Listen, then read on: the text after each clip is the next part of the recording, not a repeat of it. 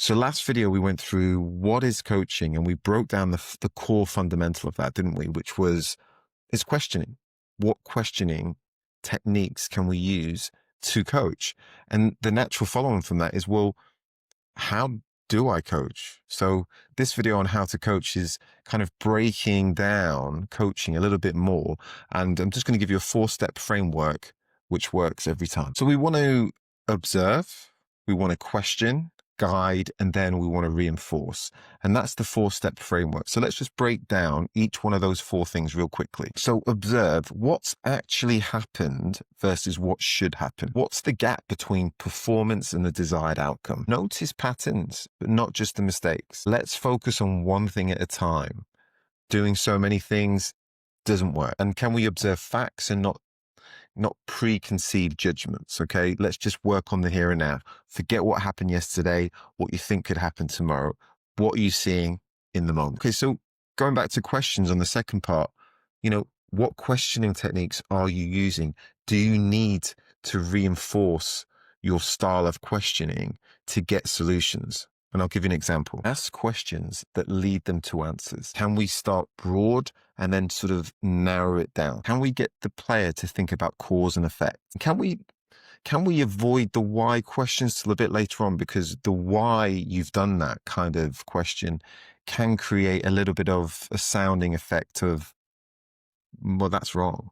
More what, tell me how questions can really open up a player's confidence and communication early on. So a great example is, what are your options? The defenders is closing in. What can you do? And going to the third part, which is guide, can we give them minimal guidance to get the desired outcome? So we're trying to only give hints or tips if they're stuck, really, aren't we? Can we offer choices rather than commands? What's their solution? Let them try it, even if it's wrong. Show me. Okay? Because they might show you something, and then you can see just something that you like that you can then boost and develop from there. Let's just focus on the process, not the necessarily desired outcome straight away. And of course, fight the urge to tell. Let's think about questioning, because telling is a shortcut, isn't it? How do you get to the solution of the problem without giving them the information? Can we celebrate the learning that we've done as we go along, not just the end result? Let's acknowledge through the process when they achieve something. What we want to try and do is build their confidence for problem solving. Acknowledge when they do something themselves. Spot it in the moment. I love the way you just did that. You don't have to stop a session just to coach. You let the session flow. Sometimes you need to stop the session. Absolutely fine. But try and let the session flow and have those little individual challenges, those individual conversations where you're kind of just saying, oh, love that.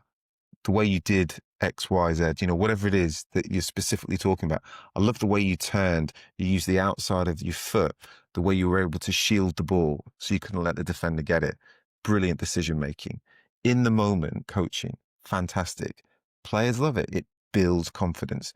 You're reinforcing that thing that they've done, and that they can really push on from that point onwards. So in summary, you want to observe, you want to question, you want to guide, and then reinforce. So, let me know what you think. How do you coach? What is it that you're looking to do to improve your communication? Do you start your sessions where you're observing at the beginning and then you come and sort of intervene during the session?